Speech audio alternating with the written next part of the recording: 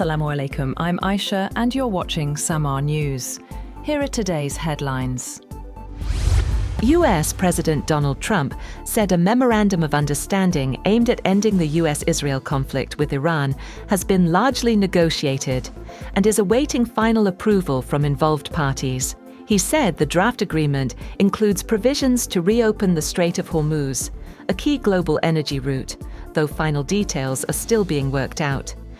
Trump made the remarks after calls with leaders from several regional countries, including Pakistan, Saudi Arabia, Qatar, Turkey, and Egypt. A proposed agreement between the United States and Iran could include a 60-day ceasefire extension and the reopening of the Strait of Hormuz. According to a report by Axios, the deal would reportedly allow Iran to resume oil exports freely, while negotiations continue over Tehran's nuclear program. In return, Iran would clear mines from the strait, and the US would ease restrictions on Iranian ports and provide limited sanctions relief.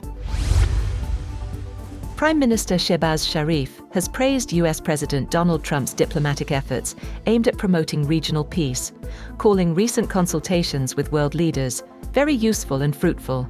He also expressed hope that Pakistan could host the next round of US-Iran talks, saying Islamabad remains committed to supporting stability and dialogue in the region. The Prime Minister added that discussions involving multiple regional leaders focused on reducing tensions and advancing stalled negotiations between the United States and Iran.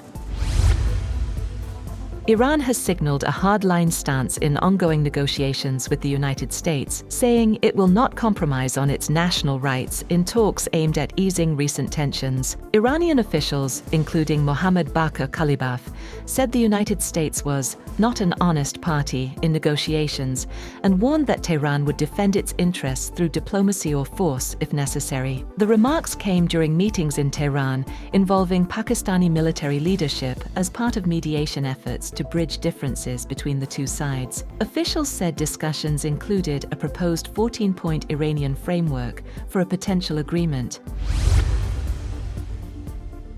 Field Marshal Asim Munir has concluded an official visit to Iran, with Pakistan's military saying the talks made positive progress towards supporting regional de-escalation and US-Iran reconciliation efforts. According to ISPR, the Field Marshal held meetings with Iran's top leadership, including President Masoud Pezeshkian, Foreign Minister Abbas Araghchi, and senior civil and military officials. Discussions focused on regional stability and ongoing diplomatic engagement. ISPR said the meetings took place in a positive and constructive atmosphere, with Iran reportedly appreciating Pakistan's mediation role in efforts to ease tensions and advance dialogue.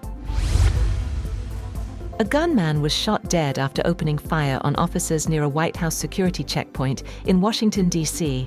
on Saturday evening, the U.S. Secret Service confirmed. A bystander was also injured during the exchange of fire. Authorities said the suspect approached a checkpoint near 17th Street and Pennsylvania Avenue, pulled out a firearm, and fired at officers, who returned fire and fatally wounded him.